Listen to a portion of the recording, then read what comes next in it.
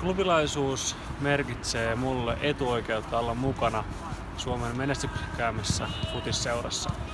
Tämä on ollut mulle paras paikka kehittyä ja mä haluan tarjota kaikille seuran valmentajille, toimihenkilöille, työntekijöille ja ennen kaikkea junioreille parhaan paikan kehittää itseään ja olla mukana laadukkaassa ja turvallisessa toimintaympäristössä.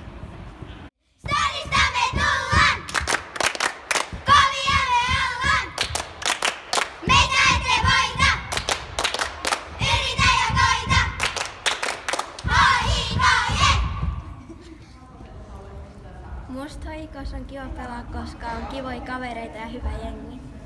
Mun mielestä HIK:s on kiva pelaa, koska on niinku reilu joukkue ja sillä, että meillä on hyvä yhteishenki. Mun mielestä HIK:s on kiva pelata, koska on tosi hyvä valmentaja ja sit tosi kivat kaverit.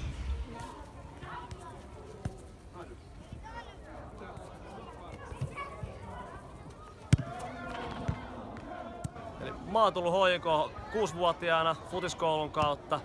Sen jälkeen mä oon ollut seurassa junnuna ja katsojana, fanina.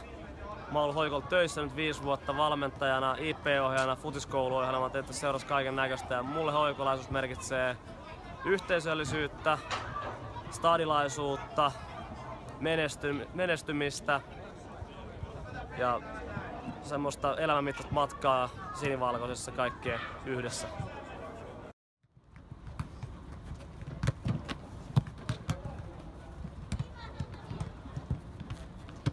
Siis mulle klubilaisuus on merkinnyt sitä, että pääsee pelaamaan kavereiden kanssa ja saa ajatuksia vähän muualle. Varsinkin nyt kun lukiossa on, niin saa ajatuksia vähän muualle kuin kouluun ja sitten pääsee just pelaamaan ja ei ole niin vakavaa. Mulle klubilaisuus on merkinnyt sitä, että pääsee just vapaa-ajalla pelaa futista ja täällä on kivaa ja kavereita on kanssa täällä klubissa. Helppo!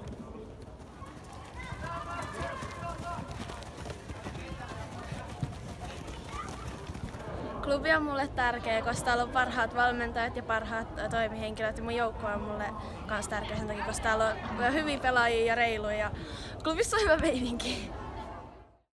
1, 2, 3. Hyvä jätkät, kiitos!